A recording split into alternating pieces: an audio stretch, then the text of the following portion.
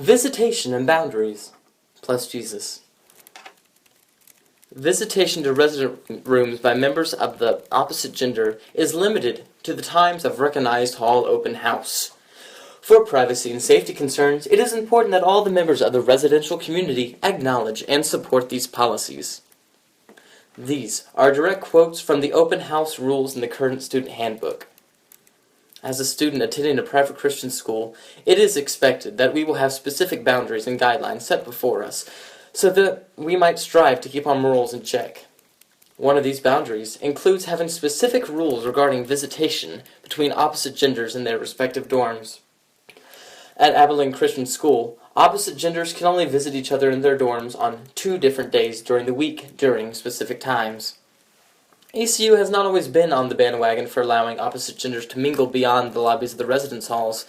According to a husband and wife who were 1991 graduates of ACU, visitation between the 2 genders was hardly allowed once per semester. That's minimal compared to the bi-weekly visits current freshmen are privileged to have.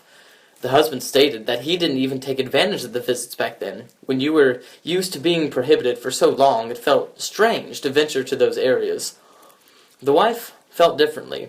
However, she still enjoyed it the way it was, saying it was kind of fun just once a semester. That was special.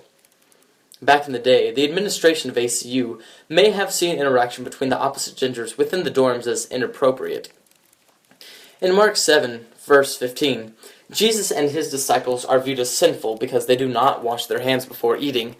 In the 1990s, it may have been viewed as immoral and unclean to have mixed genders in a bedroom together, so the initial assumption and the previous ACU rules are like the idea that the Pharisees had with regards to eating with unclean hands.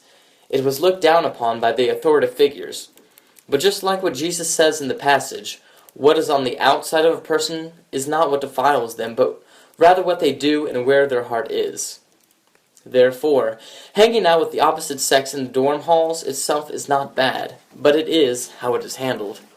It seems that ACU has come to realize this with the leeway they have begun to give their current students.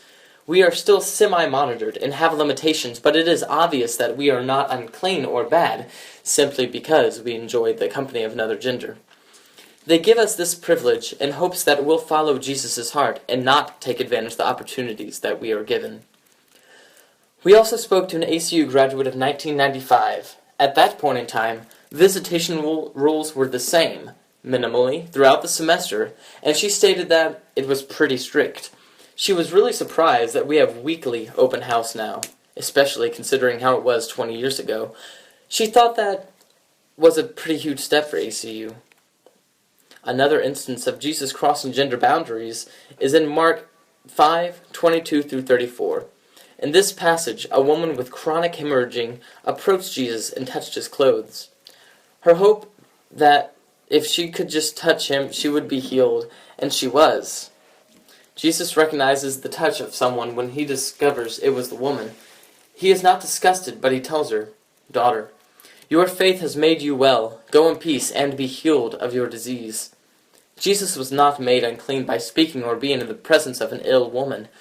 Therefore, we know that we are not made unclean in the presence of opposite genders or interacting with them. Providing students the opportunity to interact with the opposite gender provides a healthy and needed interaction to help prepare students for the lives outside of college. Allowing students this opportunity prepares them to be adults and take responsibility for the kinds of actions and choices they decide to make in the future. Students at ACU have their qualms with the visitation policy, but the reality is that if there was visitation every day, then the visiting would not be as special. Not to say its value would diminish, it is not out of the question that the policy would change to become daily.